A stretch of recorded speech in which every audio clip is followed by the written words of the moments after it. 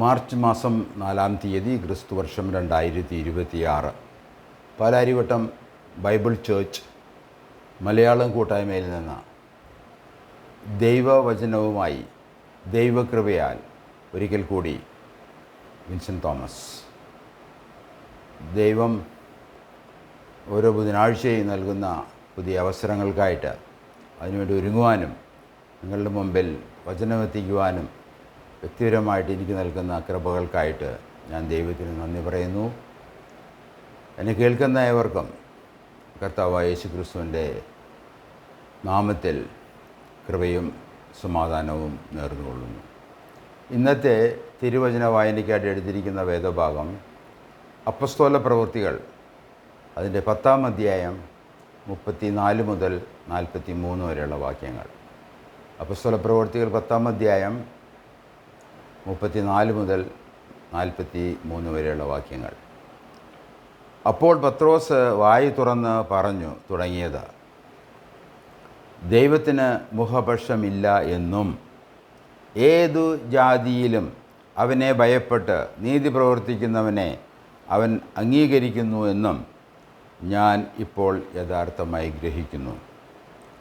അവൻ എല്ലാവരുടെയും കർത്താവായ യേശുക്രിസ്തു മൂലം സമാധാനം സുവിശേഷിച്ചുകൊണ്ട് ഇസ്രായേൽ മക്കൾക്ക് അയച്ച വചനം, യോഹന്നാൻ പ്രസംഗിച്ച സ്നാനത്തിൻ്റെ ശേഷം ഗലീലയിൽ തുടങ്ങി യഹൂദ്യയിലൊക്കെയും ഉണ്ടായ വർത്തമാനം, നസ്രായനായ യേശുവിനെ ദൈവം പരിശുദ്ധാത്മാവിനാലും ശക്തിയാലും അഭിഷേകം ചെയ്തും ദൈവം അവനോടുകൂടെ ഇരുന്നതുകൊണ്ട് അവൻ നന്മ ചെയ്തും പിശാച് ബാധിച്ചവരെയൊക്കെയും സൗഖ്യമാക്കിയും കൊണ്ട് സഞ്ചരിച്ചതുമായ വിവരം തന്നെ നിങ്ങൾ അറിയുന്നുവല്ലോ.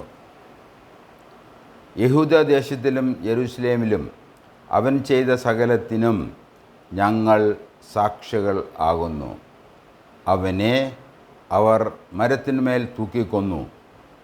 ദൈവം അവനെ 3-ാം നാൾ ഉയർത്തെഴുന്നേൽപ്പിച്ചു. സകല ജനത്തിനുമല്ല, ദൈവം മുൻകൂട്ടി നിയമിച്ച സാക്ഷികളായി അവൻ മരിച്ചവരിൽ നിന്ന് ഉയർത്തെഴുന്നേറ്റ ശേഷം അവനോടുകൂടെ തിന്നു കുടിച്ചവരായ ഞങ്ങൾക്ക് തന്നെ പ്രത്യക്ഷനാക്കി തന്നു. ജീവികൾക്കും മരിച്ചവർക്കും ന്യായാധിപതിയായ ദൈവത്താൽ നിയമിക്കപ്പെട്ടവൻ അവൻ തന്നെ എന്ന് ജനത്തോട് പ്രസംഗിച്ചു. സാക്ഷീകരിപ്പാൻ അവൻ ഞങ്ങളോട് കൽപ്പിച്ചു. അവനിൽ വിശ്വസിക്കുന്ന ഏവനും അവൻ്റെ നാമം മൂലം പാപമോചനം ലഭിക്കും എന്ന് സകല പ്രവാചകന്മാരും സാക്ഷ്യം പറയുന്നു. നമുക്ക് പ്രാർത്ഥിച്ച് ഇന്നത്തെ ക്ലാസ് ആരംഭിക്കാം. വളരെ ഗഹനമായ ദൈവിക സത്യങ്ങൾ, ചരിത്ര സത്യങ്ങൾ, പ്രത്യേകിച്ച് ജാതികളിലേക്ക് സുവിശേഷം വരികയാണ്.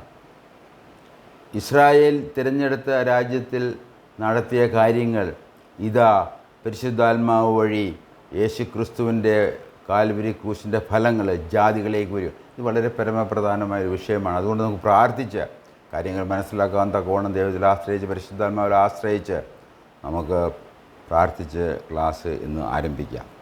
ഞങ്ങളുടെ ദൈവമായ കർത്താവേ, സ്വർഗീയ പിതാവേ, അവിടത്തേക്ക് നന്ദിയും സ്തുതിയും സ്തോത്രവും അർപ്പിക്കുന്നു. വായിക്കുന്ന വേദഭാഗം, പഠിക്കുന്ന വിഷയങ്ങളിന്മേൽ പരിശുദ്ധാത്മാവ് ഞങ്ങളെ സഹായിക്കണമേ.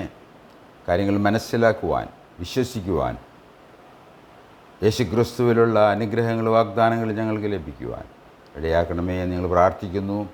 യേശുക്രിസ്തുവിൻ്റെ നാമത്തിൽ അപേക്ഷിക്കുന്നു, ആമേൻ. ഇന്ന് ലളിതമായ 5 കാര്യങ്ങൾ നിങ്ങളുടെ മുമ്പിൽ അവതരിപ്പിക്കാനാണ് ഞാൻ ആഗ്രഹിക്കുന്നത്. 1, സഭ എന്ന വിഷയം.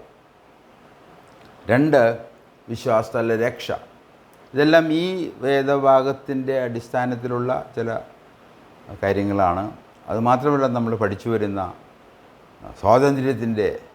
സ്വാതന്ത്ര്യത്തിനായിട്ടുള്ള പോരാട്ടത്തിൻ്റെയും കൂടി ഉള്ള കാര്യങ്ങളും ഇത് ഉൾപ്പെടുത്തിയിട്ടുണ്ട്. എന്നാൽ പ്രധാനമായിട്ടും സഭ എന്ത്, വിശ്വാസത്തിലെ രക്ഷ എന്ത്, ബൈബിളിൻ്റെ സാക്ഷ്യം എന്താണ്, അതുപോലെ തന്നെ യേശു ഇന്ന് രക്ഷകൻ, ഇന്ന് യേശു രക്ഷകൻ, നാളെ ന്യായാധിപൻ. അപ്പോൾ ഇങ്ങനെയുള്ള ഗഹനമായ വിഷയങ്ങളാണ് നമുക്ക് അല്പമായിട്ട് നമ്മൾ പഠിക്കാൻ. അഞ്ചാമതായിട്ട് നമ്മുടെ പ്രതികരണം എപ്രകാരമായിരിക്കണം. ബൈബിൾ പറയുന്നത് നിങ്ങൾ ദൈവത്തെങ്കിലേക്കുള്ള മാനസാന്തരവും യേശുക്രിസ്തുവിൽ വിശ്വാസവും അത് സകല മനുഷ്യർക്കും ദൈവം കൽപ്പിച്ചിരിക്കുകയാണ്. ഇവിടെ ഇതാ ജാതിയായിരുന്ന കൊർന്നേലിയസ് അവൻ്റെ കുടുംബവും ഇതാ ദൈവഭാഗത്തേക്ക് വരുന്നു. അവർ രക്ഷിക്കപ്പെടുന്നു, സ്നാനപ്പെടുന്നു, അവർ സഭയോട് ചേരുന്നു. കഴിഞ്ഞ സന്ദേശത്തിൽ നമുക്ക് പോരാട്ടമുണ്ട് എന്ന് നാം പഠിക്കുകയുണ്ടായി. നമുക്ക് എന്നാണ് എഴുതിയിരിക്കുന്നത്, ഒരു ബഹുവചനമാണ്. തീർച്ചയായിട്ടും നമ്മൾ എഫേസ്യ ലേഖനത്തിൽ നിന്ന് നമ്മൾ പഠിച്ചു വന്നപ്പോൾ അത് സഭയ്ക്കുള്ള പോരാട്ടമാണ് എന്ന് നമ്മൾ മനസ്സിലാക്കാൻ ഇടയായി. എഫേസ്യ ലേഖനം അതിൻ്റെ 6-ാം അധ്യായത്തിൻ്റെ 10 മുതൽ 18 വരെയുള്ള വാക്യങ്ങളാണ് നമ്മൾ ഈ പോരാട്ടത്തിനെക്കുറിച്ചുള്ള ശക്തമായ ഉപദേശമുണ്ട്. മറ്റുള്ള വേദഭാഗങ്ങളിലും പോരാട്ടമുണ്ട്, എന്നാൽ ഇത് ശക്തമായ ഒരു ഉപദേശമുള്ള വേദഭാഗമാണ്. ഒടുവിൽ ഞാൻ വായിക്കുന്നത് എഫേസ്യ ലേഖനം 6-ാം അധ്യായം അതിൻ്റെ 10 മുതലുള്ള വാക്യങ്ങളാണ്. ഒടുവിൽ കർത്താവിലും അവൻ്റെ അമിത ബലത്തിലും ശക്തിപ്പെടുവിൻ, പിശാചിൻ്റെ തന്ത്രങ്ങളോട് എതിർത്ത് നിൽപ്പാൻ കഴിയേണ്ടതിന് ദൈവത്തിൻ്റെ സർവായുധ വർഗം ധരിച്ചുകൊള്ളുവിൻ. നമുക്ക് പോരാട്ടമുള്ളത് ജഡരക്തങ്ങളോടല്ല, വാഴ്ചകളോടും അധികാരങ്ങളോടും ഈ അന്ധകാരത്തിൻ്റെ ലോകാധിപതികളോടും സർലോകങ്ങളിലെ ദുഷ്ടാത്മസേനയോടും അത്രേ. അതുകൊണ്ട് നിങ്ങൾ ദുർദിവസത്തിൽ എതിർപ്പാനും സകലവും സമാപിച്ചിട്ട് ഉറച്ചു നിൽപ്പാനും കഴിയേണ്ടതിന് ദൈവത്തിൻ്റെ സർവായുധ വർഗം എടുത്തുകൊള്ളുവിൻ. നിങ്ങളുടെ അരയ്ക്ക് സത്യം കെട്ടിയും നീതി എന്ന കവചം ധരിച്ചും സമാധാന സുവിശേഷത്തിനായുള്ള ഒരുക്കം കാലിനെ ചെരുപ്പാക്കിയും എല്ലാറ്റിനും മീതെ ദുഷ്ടൻ്റെ തീയമ്പുകളെ ഒക്കെയും കെടുക്കുവാൻ തക്കതായ വിശ്വാസം എന്ന പരിച എടുത്തും കൊണ്ട് നിൽപ്പിൻ.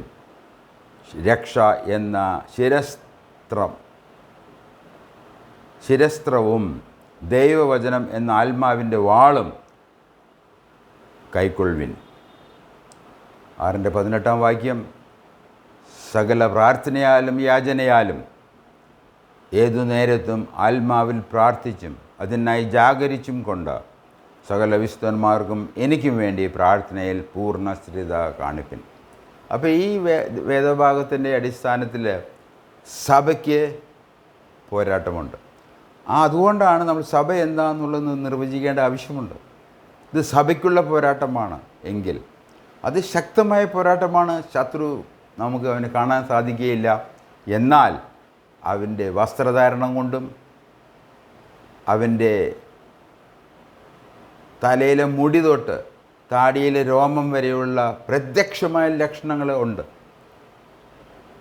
എങ്കിൽ അവൻ്റെ പിന്നിൽ പ്രവർത്തിക്കുന്ന സാത്താനും അവൻ്റെ ദുരാത്മാക്കളെയും നമുക്ക് കാണാൻ കഴിയുകയില്ല. അതാണ് നമ്മുടെ വിഷയം. അപ്പം അതുകൊണ്ട് ദൈവവചനപ്രകാരം ശത്രുവിനെ തിരിച്ചറിഞ്ഞ് ദൈവവചനം പറയുന്നത് പോലെ ദൈവത്തിൻ്റെ സർവായുധ വർഗം നാം ധരിക്കണം. എന്നാൽ മാത്രമേ നമുക്ക് വാസ്തവമായ പോരാട്ടം സാധ്യമാകുകയുള്ളൂ. അതുകൊണ്ട് വ്യക്തിപരമായി ഒരു വിശ്വാസി എന്നുള്ള നിലയിൽ, ഒരു ക്രിസ്ത്യാനി എന്നുള്ള നിലയിൽ പോരാട്ടമുണ്ട്. സഭ ഒരു കൂട്ടം എന്നുള്ള നിലയിൽ പോരാട്ടമുണ്ട്. അതുകൊണ്ട് സഭ എന്ന് അല്പമായ ചില കാര്യങ്ങൾ നിങ്ങളെ എഫേസ്യ ലേഖനത്തിൽ സൂചിപ്പിച്ച് നമുക്ക് മുന്നോട്ട് പോകാം. സഭ പുതിയ നിയമത്തിലെ വെളിപ്പാടാണ്. പഴയ നിയമത്തിൽ സഭയെ ഇന്ന് പുതിയ നിയമത്തിൽ നിർവചിച്ചിരിക്കുന്നത് പോലെ ഒരു സഭ, കർത്താവിൻ്റെ മണവാട്ടി സഭ, അവൻ്റെ രക്തത്താൽ വീണ്ടെടുക്കപ്പെട്ട പൂർണ്ണമായി രക്ഷിക്കപ്പെട്ട സഭ, അത് പഴയ നിയമത്തിലില്ല. അത് പുതിയ നിയമത്തിലെ വെളിപ്പാടാണ്. അതിനുവേണ്ടി നമ്മൾ ഉദ്ദേശിക്കുന്ന വേദഭാഗം എഫേസ്യ ലേഖനത്തിൽ തന്നെയാണ്. 3-ാം അധ്യായത്തിൻ്റെ 3-ാം വാക്യത്തിൽ പ്രകാരം എഴുതിയിരിക്കുന്നു, ഞാൻ മീതെ ചുരുക്കത്തിൽ എഴുതിയതുപോലെ വെളിപ്പാടിനാൽ. ഇത് പൗലോസ് അപ്പോസ്തലൻ്റെ ലേഖനമാണ്, സഭയ്ക്കുള്ള ലേഖനമാണ്. ഇവിടെ എഴുതിയിരിക്കുന്നത് ഞാൻ മീതെ ചുരുക്കത്തിൽ എഴുതിയതുപോലെ വെളിപ്പാടിനാൽ എനിക്കൊരു മർമ്മം അറിയായി വന്നു എന്ന് നിങ്ങൾ കേട്ടിട്ടുണ്ടല്ലോ. ഇതൊരു മർമ്മമാണ്. സഭ എന്നുള്ളത് പണ്ട് കാലങ്ങളിൽ ദൈവത്തിൽ മറഞ്ഞിരുന്ന, എന്നാൽ കർത്താവായ യേശു ക്രിസ്തുവിൻ്റെ മരണം, പുനരുത്ഥാനം, സ്വർഗാരോഹണം, ദൈവത്തിൻ്റെ വലത്തുഭാഗത്ത് ഇരുന്ന് പരിശുദ്ധാത്മാവെന്ന് പിതാവിൻ്റെ വാഗ്ദത്തം അയച്ചു. അങ്ങനെയാണ് സഭ സ്ഥാപിക്കപ്പെടുന്നത്. ഇതൊരു മർമ്മമായി നിലനിൽക്കുകയായിരുന്നു, രഹസ്യമായിട്ട് ദൈവത്തിൽ രഹസ്യമായി നിൽക്കുക. എന്നാൽ ഇതാ അപ്പസ്തോലന്മാർ വഴി അത് വെളിപ്പെട്ടിരിക്കുകയാണ്. സഭ ഒരു ദൈവിക വ്യവസ്ഥയാണ്. ഒരു കാര്യസ്ഥനെ ഒരു കാര്യം ഏൽപ്പിക്കുന്നത് പോലെയാണ് എന്ന് 3-ാം അധ്യായത്തിൻ്റെ 2-ാം വാക്യത്തിൽ നമുക്കറിയാം. നിങ്ങൾക്കായി എനിക്ക് ലഭിച്ച ദൈവകൃപയുടെ വ്യവസ്ഥയെക്കുറിച്ച്. ദൈവകൃപയുടെ വ്യവസ്ഥ, ആ വ്യവസ്ഥ എന്നുള്ള വാക്കിന് സ്റ്റുവേർഡ്ഷിപ്പ്, ഓയിക്കണോമിയ എന്ന് പറയുന്ന ഒരു കുടുംബം എന്നുള്ള നിലയിൽ, ഒരു കുടുംബത്തിലെ നിയമങ്ങളുണ്ട്. ആ നിയമങ്ങളനുസരിച്ചാണ് കുടുംബം മുന്നോട്ട് പോകുന്നത്. ഒരു നേതാവുണ്ട്, അത് അനുസരിക്കുന്നവരുണ്ട്. അവർക്കൊരു ഉത്തരവാദിത്തമുണ്ട്, കൽപ്പനയുണ്ട്, അത് നമ്മൾ പാലിച്ചേ പറ്റൂ. ഇതാണ് ഒരു സ്റ്റുവേർഡ്ഷിപ്പിൻ്റെ ഹ്രസ്വരൂപം. അതുകൊണ്ട് ഈ സഭ എന്നുള്ളത് ഒരു വ്യവസ്ഥയാണ്. അതിനൊരു ആരംഭമുണ്ട്, അതിനൊരു തുടർച്ചയുണ്ട്, അതിനൊരു അവസാനമുണ്ട്, അതിന് ഉത്തരവാദിത്തങ്ങളുണ്ട് എന്ന് നിങ്ങൾ ഓർപ്പിക്കാൻ ആഗ്രഹിക്കുകയാണ്. എന്നാൽ ഈ വ്യവസ്ഥയെക്കുറിച്ചുള്ള ധാരാളമായ പഠനം നമുക്ക് ആവശ്യമാണ്. ഞാൻ അതിലേക്ക് കടക്കുന്നില്ല. എങ്കിലും ഇതൊരു വ്യവസ്ഥയാണ്, ഇതൊരു കാര്യസ്ഥനെ ഏൽപ്പിച്ചിരിക്കുന്ന ഉത്തരവാദിത്തമാണ് എന്ന് നിങ്ങൾ മനസ്സിലാക്കിയാൽ സഭ എന്നുള്ളത് നിങ്ങൾക്ക് മനസ്സിലാക്കാൻ കഴിയും. അതുപോലെ തന്നെ സഭ അപ്പസ്തോലികമാകുന്നു. ഇത് അപ്പസ്തോലന്മാരെ വെളിപ്പെട്ട ഒരു പുതിയ നിയമ വെളിപ്പാടാണ്. അതുകൊണ്ടാണ് എഫേസ്യരിലെ 3-ാം അധ്യായം 1 മുതൽ 6 വരെ നമ്മൾ വായിക്കുമ്പോൾ, അതുനിമിത്തം പൗലോസ് എന്ന ഞാൻ ജാതികളായ നിങ്ങൾക്ക് വേണ്ടി യേശുക്രിസ്തുവിൻ്റെ ബന്ധനായിരിക്കുന്നു. നിങ്ങൾക്കായി എനിക്ക് ലഭിച്ച ദൈവകൃപയുടെ വ്യവസ്ഥയെക്കുറിച്ച് ഞാൻ മീതെ ചുരുക്കത്തിൽ എഴുതിയതുപോലെ വെളിപ്പാടിനാൽ എനിക്കൊരു മർമ്മം അറിവായി വന്നു എന്ന് നിങ്ങൾ കേട്ടിട്ടുണ്ടല്ലോ. നിങ്ങൾ അത് വായിച്ചാൽ ക്രിസ്തുവിനെ സംബന്ധിച്ചുള്ള മർമ്മത്തിൻ്റെ എനിക്കുള്ള ബോധം നിങ്ങൾക്ക് ഗ്രഹിക്കാം. ഈ മർമ്മം ഇതേ വെളിപ്പെടുത്തുകയാണ്. ഈ മർമ്മം എന്താണ്? ഇപ്പോൾ അവൻ്റെ വിശുദ്ധ അപ്പസ്തോലന്മാർക്കും പ്രവാചകന്മാർക്കും ആത്മാവിനാൽ വെളിപ്പെട്ടതുപോലെ പൂർവ്വകാലങ്ങളിൽ മനുഷ്യർക്ക് അറിവായിരുന്നില്ല. അതോ ജാതികൾ, നീയും ഞാനും, ജാതികൾ സുവിശേഷത്താൽ യേശുക്രിസ്തുവിൽ കൂട്ടവകാശികളും ഏക ശരീരസ്ഥരും വാഗ്ദത്തിൽ പങ്കാളികളും ആകേണം എന്നുള്ളത് തന്നെ. മഹത്തമായ ഒരു വ്യവസ്ഥയാണ് സഭ എന്നുള്ളത്. മഹത്വമായ ഒരു, അതിൻ്റെ ചില ഗുണങ്ങളാണ് ഇവിടെ പറഞ്ഞിരിക്കുന്നത്. ഇതാണ് സഭ. നമ്മളീ കാണുന്ന ക്രിസ്തീയ മതമല്ല സഭ എന്ന് പറയുന്നത്. വേദപുസ്തക പ്രകാരമുള്ള സഭ എന്താണ് നമ്മൾ മനസ്സിലാക്കി കഴിഞ്ഞാൽ തീർച്ചയായിട്ടും നമ്മൾ അതിൽ വിശ്വാസത്താൽ കടക്കാൻ നമ്മൾ ആഗ്രഹിക്കും. അതുപോലെ തന്നെ സഭാംഗങ്ങളിൽ ശക്തി വ്യാപരിക്കുന്നു. എഫേസ്യരിലെ 3-ാം അധ്യായത്തിൻ്റെ അവസാന ഭാഗം, അതിൻ്റെ 20-ാം വാക്യത്തിൽ ഒന്ന് വായിച്ചു കേൾപ്പിക്കും. എന്നാൽ നാം ചോദിക്കുന്നതിലും നനയ്ക്കുന്നതിലും അത്യന്തം ഉപരിയായി ചെയ്യുവാൻ നമ്മിൽ വ്യാപരിക്കുന്ന ശക്തിയാൽ കഴിയുന്നവന് എന്ന് പറഞ്ഞാൽ സഭയിൽ ഓരോ വിശ്വാസികളിലും ദൈവത്തിന് ഒരു ശക്തി വ്യാപരിക്കുന്നുണ്ട്. തീർച്ചയായിട്ടും അത് നമുക്ക് നൽകിയിരിക്കുന്ന പരിശുദ്ധാത്മാവിൻ്റെ ഒരു വാസം, അത് നമ്മുടെ മുദ്രയിട്ടിരിക്കുന്നു. അത് നമ്മളെ പരിശുദ്ധാത്മാ സ്നാനം കൊണ്ട് യേശു ക്രിസ്തുവായിട്ട് ബന്ധപ്പെടുത്തിയിരിക്കുന്നു. ഇതിനുള്ള വലിയ ശക്തി നമുക്ക് ദൈവം നമ്മളിൽ വ്യാപരിക്കുന്നുണ്ട്. അതാണ് സഭ എന്ന് പറയുന്നത്. രക്ഷയുടെ സുവിശേഷം കേട്ട് വിശ്വസിച്ച പരിശുദ്ധാത്മാവിനിൽ മുദ്ര ഇടപ്പെട്ടവരാണ് സഭ. ദൈവമായ പരിശുദ്ധാത്മാവിനിൽ മുദ്രയിട്ടവർ ആണ് സഭ എന്ന് പറയുന്നത്. ആ സഭയുടെ കൂട്ടം അതാണ്. അതിൻ്റെ പ്രാദേശികമായ കൂട്ടമാണ് ബൈബിൾ ചർച്ച എന്നുള്ള നാമധേയത്തിൽ ഞങ്ങൾ ഈ ശുശ്രൂഷ നടത്തുന്നത്. ചെറിയ അംഗസംഖ്യയുള്ള ഞങ്ങൾ ഇത് ചെയ്യുന്നത്. എഫേസ്യരിലെ 1-ാം അധ്യായത്തിൻ്റെ 13-ാം വാക്യം ഇതിന് സ്പഷ്ടമായിട്ട് നമ്മൾ മനസ്സിലാക്കിയിരിക്കേണ്ട വിഷയമാണ്.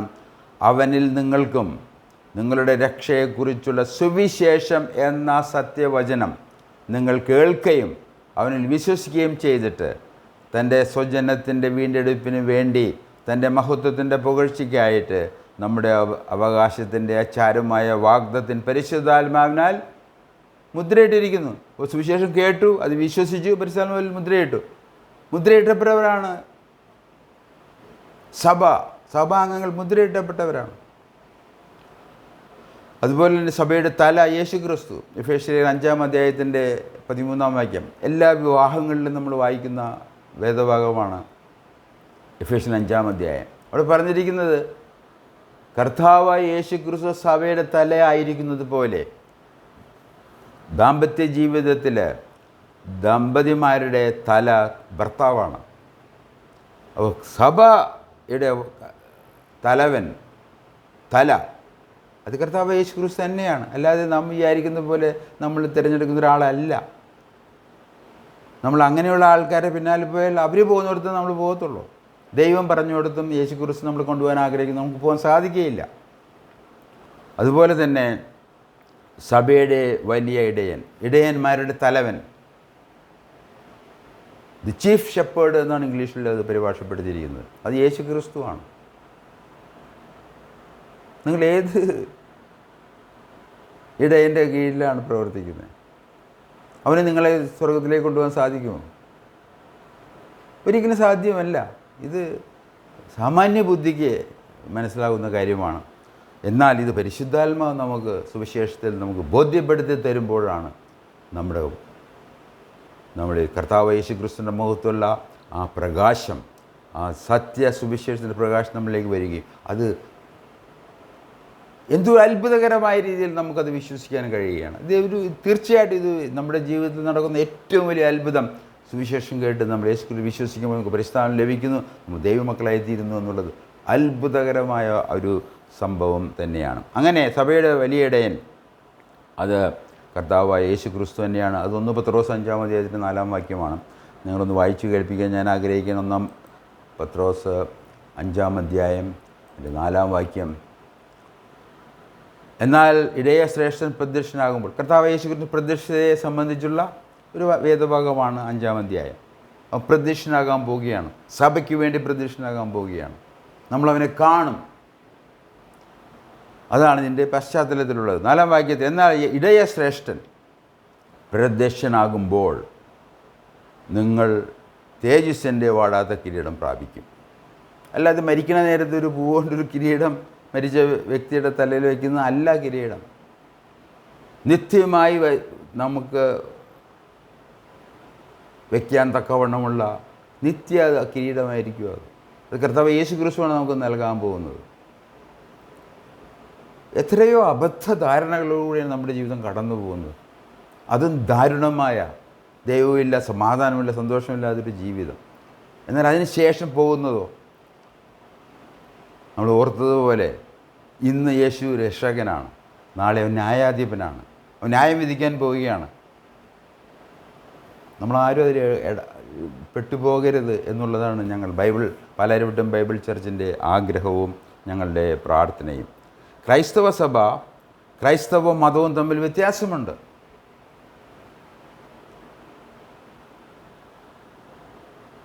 ക്രൈസ്തവ മതം നിയമപ്രകാരം, ഭരണഘടന പ്രകാരം നമ്മുടെ പൗരാവകാശമാണ്. നമ്മുടെ ഭരണഘടനയിൽ നമുക്ക് എന്ത് വിശ്വസിക്കാനും അത് പ്രചരിപ്പിക്കാനും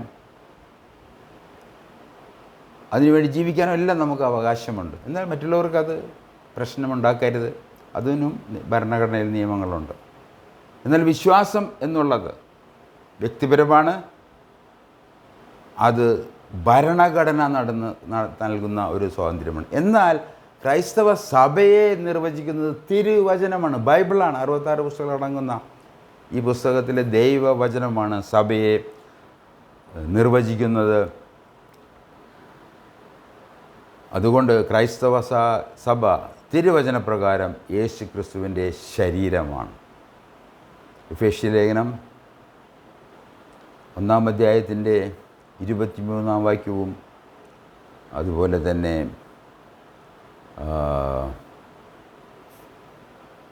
3:6 എഫേസ്യ ലേഖനം 3:6 നമുക്ക് വായിക്കാം. നിങ്ങൾ തീർച്ചയായിട്ടും നിങ്ങൾ എഫേസ്യ ലേഖനം 3-ാം അധ്യായം വ്യക്തിപരമായിട്ട് വായിക്കാൻ ഞാൻ ആഗ്രഹിക്കുകയാണ്. അത് നിങ്ങൾക്ക് ഗുണകരമായിരിക്കും തീർച്ചയായും. എൻ്റെ 6-ാം അധ്യായത്തിൽ 3-ാം അധ്യായത്തിൻ്റെ 6-ാം വാക്യത്തിൽ, അതോ ജാതികൾ സുവിശേഷത്താൽ യേശുക്രിസ്തുവിൽ കൂട്ടവകാശികളും ഏകശരീരസ്ഥരും വാഗ്ദത്തിൽ പങ്കാളികളുമാകണം എന്നുള്ളതാണ്. നമ്മൾ കർത്താവായ യേശുക്രിസ്തുവിൻ്റെ ശരീരത്തിൻ്റെ അംഗങ്ങളായി തീരുകയാണ്. ഒരു മനുഷ്യന് തല മുതൽ പാദം വരെയുള്ള നമ്മുടെ അവയവങ്ങൾ, ആ അവയവങ്ങളാണ് ഈ സഭ എന്ന് പറയുന്നത്.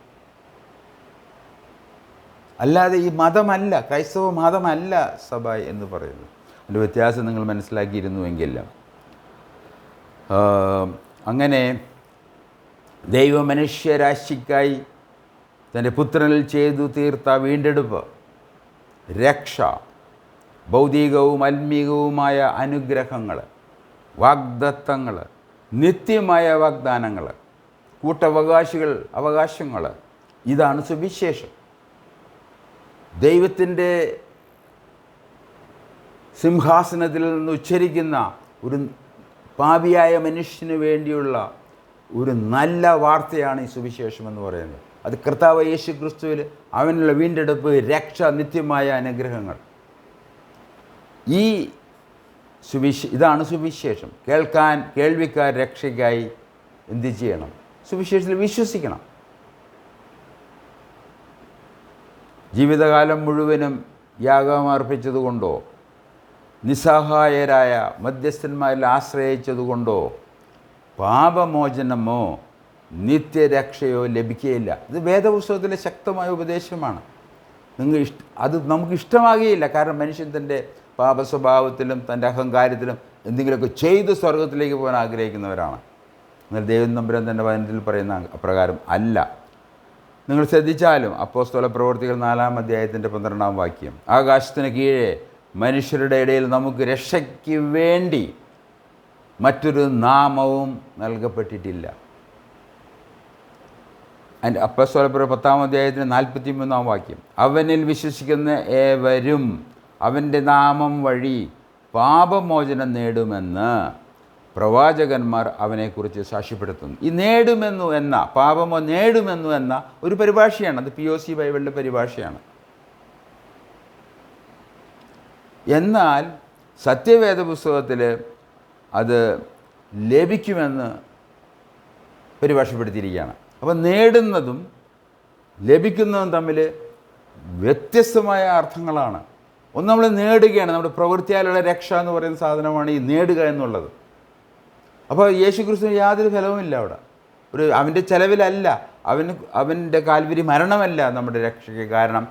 നമ്മൾ നേടാൻ പോവുകയാണ്. എന്നാൽ അത് ലഭിക്കുന്നു എന്ന് പറയുമ്പോൾ അത് നമുക്ക് നൽകപ്പെടുകയാണ്. അത് ഈ വലിയ വ്യത്യാസം. അതുകൊണ്ട് ഈ വ്യത്യാസം വലുതായതുകൊണ്ട് ഞാൻ എന്ത് ചെയ്തു, ഇതിൻ്റെ മൂലഭാഷയായ യവന ഭാഷയിൽ പരിശോധിച്ച് ഏത് വാക്കാണ് ഉപയോഗിച്ചിരിക്കുന്നത്. ലംബാനോ എന്നുള്ള വാക്ക് ഉപയോഗിച്ചിരിക്കുന്നത്. അത് ലഭിക്കുന്നു എന്ന് തന്നെയാണ് എൻ്റെ അർത്ഥം. ഇതൊരു ഇൻഫിനിറ്റീവാണ്, ഇതൊരു വെർബാണ്.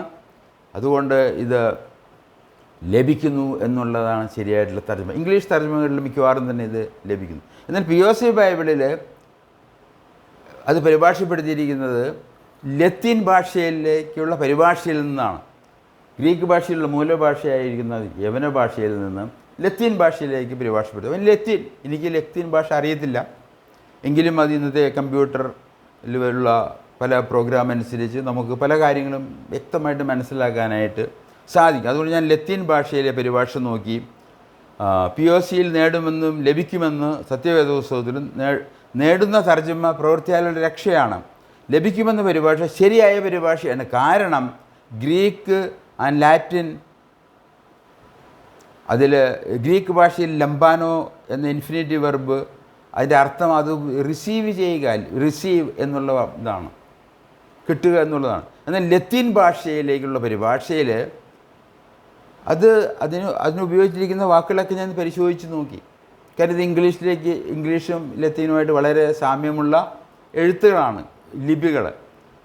അപ്പോൾ അതിനുപയോഗിച്ചിരിക്കുന്ന വാക്കുകളുടെ നോക്കിയാലും അത് നമുക്ക് ലഭിക്കുന്നു എന്നുള്ളത് തന്നെയാണ്. എന്നാൽ അത് നേടുമെന്ന് പരിഭാഷപ്പെടുത്തിയത് അത് അവരുടെ സ്വാർത്ഥതയാണത്. കാരണം വിശ്വാസത്താൽ നമുക്കിപ്പോൾ രക്ഷ പ്രാപിക്കുന്നുവെങ്കിൽ ഇവർ ചെയ്യുന്ന കർമ്മങ്ങളും കുതാശകളും ഈ ദൈനംദിനം ചെയ്യുന്ന യാഗങ്ങളും ഒക്കെ വേണ്ടാതെ വരും. അവരുടെ ജോലി പോകും. എത്രയോ ശോചനീയമായ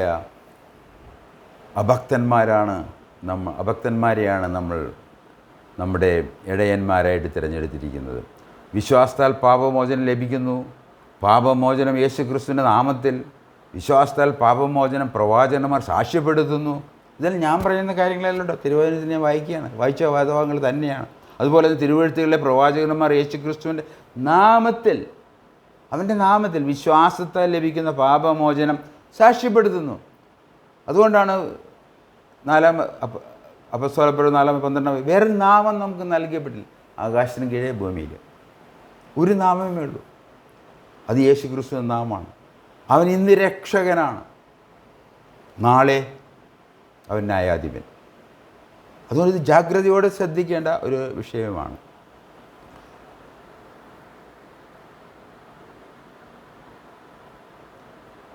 എഫേസ്യ ലേഖനം 3 എഴുതിയിരിക്കുന്നത് പോലെ, എബ്രായ ലേഖനം അതിൻ്റെ 12 അധ്യായത്തിൻ്റെ 1 വാക്യം എഴുതിയിരിക്കുന്നത് പോലെ, നമുക്ക് ചുറ്റും സാക്ഷികളുടെ വലിയ സമൂഹമുള്ളതിനാൽ. ഏതൊരു ന്യായാധിപ കോടതിയിലും സാക്ഷികളാണ് പ്രധാനപ്പെട്ടത്, പ്രത്യേകിച്ച് ദൃക്സാക്ഷികൾ. എന്നാൽ യേശുക്രിസ്തു എന്ന നാമത്തിൽ പാപമോചനമുണ്ട് എന്നുള്ള കാര്യത്തിന് ബഹുത്തായ സാക്ഷികൾ. അതുകൊണ്ട് അതിനെക്കുറിച്ച് എഴുതിയിരിക്കുന്നത് നമുക്ക് ചുറ്റും സാക്ഷികളുടെ വലിയ സമൂഹമാണ്. ഇംഗ്ലീഷിലേക്ക് അത് പരിഭാഷപ്പെടുത്തിയിരിക്കുന്നത് ക്ലൗഡ് ഓഫ് വിറ്റ്നസ്സസ് എന്നാണ്. ക്ലൗഡ് നമുക്കറിയാം എത്രയോ വലുതാണ്, ക്ലൗഡ് ഓഫ് വിറ്റ്നസ്സസ്. അതുകൊണ്ട് നമ്മളിത് വളരെ ലാഘവബോധത്തോടെ തള്ളിക്കളയേണ്ട ഒരു വിഷയമല്ല. ജനിച്ചതുപോലെ മരിച്ചാൽ തീർച്ചയായിട്ടും ന്യായവിധിയിൽ ഇടും. എന്നാൽ അതിനിടയിൽ ജനിച്ചതിനും മരിക്കുന്നതിനും ഇടയിൽ ഒരു മാനസാന്തരം, ദൈവത്തിങ്കിലേക്കുള്ള മാനസാന്തരം, അതിനെക്കുറിച്ച് തിരിഞ്ഞ് പാപക്ഷമിക്കൽ യേശുക്രിസ്തുവിൽ വിശ്വസിക്കുക എന്ന് സകല പ്രവാചകന്മാരും സാക്ഷ്യപ്പെടുത്തുകയാണ്. ഞാനല്ല, അവർ പറഞ്ഞ സാക്ഷ്യം അത് സത്യമാണെന്ന് ബോധ്യപ്പെട്ടതുകൊണ്ട് അത് തന്നെ നിങ്ങളിലേക്ക് എത്തിക്കുകയാണ് ബൈബിൾ ചർച്ച എന്നുള്ള നിലയിൽ ഞങ്ങളുടെ ഉത്തരവാദിത്തം. നമ്മുടെ പ്രതികരണം എന്തായിരിക്കണം? തീർച്ചയായിട്ടും നമ്മുടെ പ്രതികരണം ഇപ്രകാരമായിരിക്കണം എന്ന് ഞങ്ങൾ ആഗ്രഹിക്കുകയാണ്. ദൈവം ആഗ്രഹിക്കുകയാണ്, ദൈവവചനം ആഗ്രഹിക്കുകയാണ്. ഞാൻ യേശുക്രിസ്തുവിൽ പാപമോചനത്തിനായി വിശ്വസിക്കുന്നു എന്ന തീരുമാനം, എന്ന വിശ്വാസം എന്ന് തന്നെ ആയിരിക്കണം എന്ന് ഞങ്ങൾ ഓർപ്പിക്കുന്നു. ജഡ്ജിയുടെ ഒരു സമീപനം നമുക്ക് ശ്രദ്ധിക്കാം. ഒരു ഉദാഹരണമായിട്ട് എൻ്റെ മനസ്സിൽ വന്ന കാര്യം ഞാൻ നിങ്ങളെ ഓർപ്പിക്കാൻ. ഞാൻ സാധാരണ ഇങ്ങനെയുള്ള ഉപങ്ങളൊന്നും കാര്യങ്ങളൊന്നും പറയാറില്ല, എങ്കിലും അത് മനസ്സിൽ വന്നതുകൊണ്ട്, പഠന സമയത്ത് വന്നതുകൊണ്ട് നിങ്ങളോട് പറയാം. ഒരു വ്യക്തി അവൻ കൊലക്കുറ്റത്തിന് കുറ്റം ചെയ്ത് ജഡ്ജിയുടെ മുമ്പിൽ, ന്യായാധിപൻ്റെ മുമ്പിൽ അവൻ്റെ വിധി പറയാൻ പോവുകയാണ്. ജഡ്ജി അവനോട് ചോദിച്ചു, ഞാൻ പറയുന്ന വിധി നീ വിശ്വസിക്കുമോ ഇല്ലയോ? അവൻ പറഞ്ഞു, യെസ് സർ, ഞാൻ വിശ്വസിക്കും. ജഡ്ജി പറഞ്ഞു, നിന്നെ കൊല്ലുന്നതിന് പകരം ഞാൻ നിന്നെ സ്വതന്ത്രനായി വിടുകയാണ്. ഇത് ഭയാനകമായ ഒരു ന്യായവിധിയാണ്. ഇവിടെ പറഞ്ഞിരിക്കുന്നത് അത് തന്നെയാണ്. ഇന്ന് കർത്താവ് യേശുക്രിസ്തു രക്ഷകൻ, നാളെ ന്യായാധിപൻ. അവൻ പറയുന്നത് വിശ്വസിക്കുമോ എന്നുള്ളതാണ് നമ്മളെ സംബന്ധിച്ച് ഉള്ള ഏറ്റവും പ്രധാനമായിട്ടുള്ള വിഷയം. ജഡ്ജി നിന്നെ കൊല്ലുന്നതിന് പകരം വെറുതെ വിടുകയാണ്. ഇതാണ് വിശ്വാസത്താൽ ഒരു രക്ഷയ്ക്ക് ഉദാഹരണം. വലിയ നല്ലൊരു ഉദാഹരണമാണോ എന്ന് എനിക്കറിയത്തില്ല, നിങ്ങളത് തീരുമാനിച്ചാൽ മതി. എന്നാൽ നിങ്ങൾ ശരിയായ ദൈവിക സത്യങ്ങൾ മനസ്സിലാക്കുമ്പോൾ ന്യായവിധി ദിവസത്തിൽ എങ്ങനെയായിരിക്കും നമ്മുടെ പ്രതികരണം എന്നുള്ളത് അതിപ്പോഴേ തന്നെ നമുക്ക് യേശുക്രിസ്തു വിശ്വസിച്ചാൽ അവിടെ പോയേണ്ട ആവശ്യം വരികയില്ലല്ലോ. ന്യായാധിപനെ വിശ്വസിക്കുക. അപ്പോസ്തലപ്രവൃത്തി 10 വാക്യത്തിൽ ജീവിച്ചിരിക്കുന്നവരുടെയും മരിച്ചവരുടെയും വിധികർത്താവായി ദൈവം നിയോഗിച്ചിരിക്കുന്നവൻ യേശുവാണ് എന്ന് ജനങ്ങളോട് പ്രസംഗിക്കാനും സാക്ഷ്യം വഹിക്കാനും ഞങ്ങൾക്ക് കൽപ്പന നൽകിയിരിക്കുന്നത്. ഞങ്ങളാരാണ്? അപ്പസ്തോലന്മാർ. അതുകൊണ്ടാണ് അപ്പസ്തോലന്മാരുടെ ഉപദേശങ്ങളിൽ അടിസ്ഥാനപ്പെട്ടതാണ് സഭ. അപ്പസ്തോലന്മാരുടെ പ്രസംഗം നമുക്ക് ശ്രദ്ധിക്കാം. 4-ാം അധ്യായത്തിൻ്റെ 12-ാം വാക്യത്തിൽ നേരത്തെ വായിച്ച വേദഭാഗമാണ്. ആകാശത്തിന് കീഴെ മനുഷ്യരിൽ നമുക്ക് രക്ഷയ്ക്ക് വേണ്ടി മറ്റൊരു നാമവും നൽകപ്പെട്ടിട്ടില്ല. അത് യേശുക്രിസ്തുവിൻ്റെ നാമം മാത്രമാണ്. 10-ാം അധ്യായത്തിൻ്റെ അപ്പസ്തോലപ്രവൃത്തി 43-ാം വാക്യത്തിൽ അവനെ വിശ്വസിക്കുന്ന ഏവരും അവൻ്റെ നാമം വഴി പാപമോചനം ലഭിക്കുമെന്ന് പ്രവാചകന്മാർ അവനെക്കുറിച്ച് സാക്ഷ്യപ്പെടുത്തുന്നു. നേരത്തെ പറഞ്ഞതുപോലെ തീർച്ചയായിട്ടും നമ്മുടെ പ്രതികരണം ഈ ന്യായാധിപനായി നമ്മുടെ മുന്നിൽ വരാൻ പോകുന്ന ഈ കർത്താവ് യേശുക്രിസ്തു രക്ഷകനാണ്. അവൻ്റെ രക്ഷാകർമ്മത്തിൽ പാപങ്ങൾക്ക് വേണ്ടി മരിച്ച് അടക്കപ്പെട്ട് ഉയർത്തെഴുന്നേറ്റ ഇവനിൽ വിശ്വസിക്കുക എന്നുള്ളത് നമ്മളെ സംബന്ധിച്ച് ഏറ്റവും പ്രധാനപ്പെട്ടൊരു വിഷയം തന്നെയാണ്. ബൈബിൾ ചർച്ച് ചെയ്യുന്ന മഹത്തായ ശുശ്രൂഷ ഇതാണ്. ശരിയായ അർത്ഥം മനസ്സിലാക്കി പഠിപ്പിക്കുക. അതുകൊണ്ടാണ് ലത്തീൻ ഈ നേടുക അല്ലെങ്കിൽ അത് ലഭിക്കുന്നു എന്നുള്ള രണ്ടിൻ്റെ വ്യത്യാസം നമ്മൾ മനസ്സിലാക്കാൻ തക്കവണ്ണം അതിന് മൂലഭാഷകളിലേക്ക് കടന്നു ചെന്ന് ദൈവം തരുന്ന കൃപയ്ക്കൊത്തവണ്ണം പഠിക്കാനും പഠിപ്പിക്കാനും ഇതാണ് ബൈബിൾ ചർച്ചിൻ്റെ ഒരു നിസ്തുല്യത എന്ന് ഓർപ്പിക്കാൻ ഞാൻ ആഗ്രഹിക്കുകയാണ്. ശരിയായ അർത്ഥം മനസ്സിലാക്കി പഠിപ്പിക്കുക. എന്നാൽ നമ്മൾ ഓർത്തിരിക്കേണ്ട വിഷയമുണ്ട്. രക്ഷ അത് നൽകിയ ഒന്നാണ്, അത് ലഭിക്കുന്ന ഒന്ന് മാത്രമാണ്. രക്ഷ വിശ്വാസത്താൽ ലഭിക്കുന്നു, രക്ഷ തിരുവചനം സാക്ഷ്യപ്പെടുത്തുന്നു. അപ്പോസ്തലപ്രവൃത്തികൾ 10-ാം അധ്യായത്തിൻ്റെ 42-ാം വാക്യം നമ്മൾ വായിച്ചു. യേശു ന്യായാധിപനായി വരാൻ പോവുകയാണ്. ഇവിടെ 10-ാം അധ്യായം 42 പലവട്ടം വായിച്ച വേദഭാഗമാണ്, പിന്നെ വായിക്കാൻ ഞാൻ ആഗ്രഹിക്കുന്നില്ല. ഇവനാണ്, യേശുവാണ് ന്യായാധിപൻ. ഇവിടെ ഒരു ജാഗ്രതാ നിർദ്ദേശം നൽകുന്നു. യേശു ഇന്ന് രക്ഷിതാവ്, നാളെ വിധികർത്താവ്.